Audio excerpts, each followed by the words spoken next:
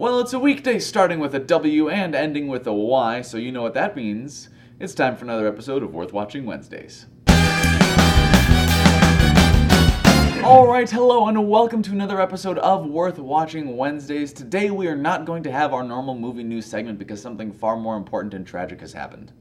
This last Sunday, Paul Walker was killed in a car accident on the way back from a charity benefit. And I'll be honest, when I first saw the news, I really didn't know what to think. I was just so shocked. I didn't know if it was true or not. But apparently his friend was driving and he was riding in the car and their car hit a tree and burst into flames and they were both killed on sight. And I think the news coverage of this situation really says something about him as a person, because normally when a celebrity dies, people are all trying to be like, whoa, what was the cause, what was going on, what were they doing, such and such and such. But with this, people are just, every news article I've seen so far has just been people posting how much great stuff he's done, what their personal experiences of meeting him, different things that are going on, and just the amount of loss that people are feeling because of this. All I know is that I thought he was a really great actor and seemed like a really nice guy. May he rest in peace. Alright, so moving on to some lighter things, the review/recommendation for this week is Skyfall. Now, the movie stars Daniel Craig as James Bond, and James Bond is a little bit out of it. He's been presumed dead for a while. He's been sort of laying low and hiding out in different islands and places, and he's just really out of his game and stuff. But when a terrorist bombs MI7, he is forced to come back into action to face off against one of the greatest Bond villains of all time, in my opinion, played by Javier Bardem. Now, if all of you don't know this, I think that Javier Bardem is one of the greatest actors today. He brings such an intensity to every single role that he plays, whether or not it's a good guy or a bad guy, and he definitely brings that to this role. He's just so creepy and unnerving, and yet also really charismatic, and you just hang on his every word. I put him kind of in the same group as Philip Seymour Hoffman. Both of them, if just at first glance, if you see a picture of them, you're like, you just look kind of creepy and stuff. But then you actually hear them talk and see them act, and you're like, you are just riveting.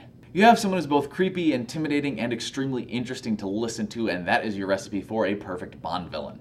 Now, when this movie first came out, everybody was raving about it, and then about 3 months later, people were like, there's somewhat major plot holes in this movie and things that just don't add up. And I'll agree, yes, there are. But here's the thing, I'm usually pretty forgiving with plot holes if it didn't, while I was watching the movie for the first time, take away from the overall experience of the film.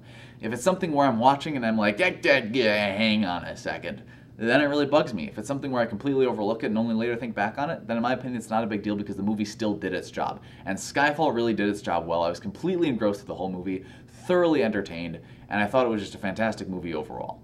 And the movie's directed by a great director, Sam Mendes. Now, Sam Mendes is normally known as more of an art house type director, but he brought sort of that intricacy to a James Bond movie and made the movie just really beautiful to watch. Fantastic cinematography, great angles, great choice of a color palette for the entire movie.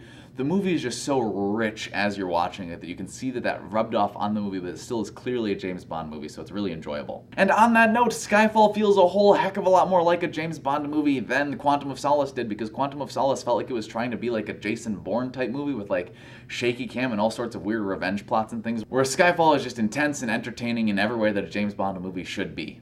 Now let's talk about Daniel Craig in this movie for a second, because Daniel Craig is one of my all-time favorite James Bonds. I know a lot of people aren't too fond of him, but I think he knocks Pierce Brosnan and Roger Moore out of the water. He's pretty much tied with Sean Connery for my all-time favorite. There are things I like more about him, and there are things I like more about Sean Connery, but he is great in this movie. He just owns the role completely. He's had 2 movies before this to kind of work into there. I still think my favorite performance of his was in Casino Royale, but this you kind of get to see an older Bond who's kind of been out of work for a little while, which is something you haven't really gotten to see a lot before in a Bond movie, and he owns the role really well and brings his A game to the movie. And when you watch this movie, if you haven't already seen it, you will watch it because it's great. Look for the scene where he's fighting with someone in the top floor of a skyscraper and notice that the entire fight scene is all one shot.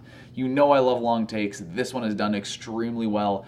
It's mind-blowingly awesome. Alright, so I absolutely love Skyfall. I would give it an 8 out of 10. It's one of my all-time favorite James Bond movies. Let me know what you would rate it in the comments down below. Alright, thank you for watching this episode of Worth Watching Wednesdays. Like the video if you liked it, comment down below on what you'd like to hear me review/recommend next week, and subscribe if you want to see more. Bye.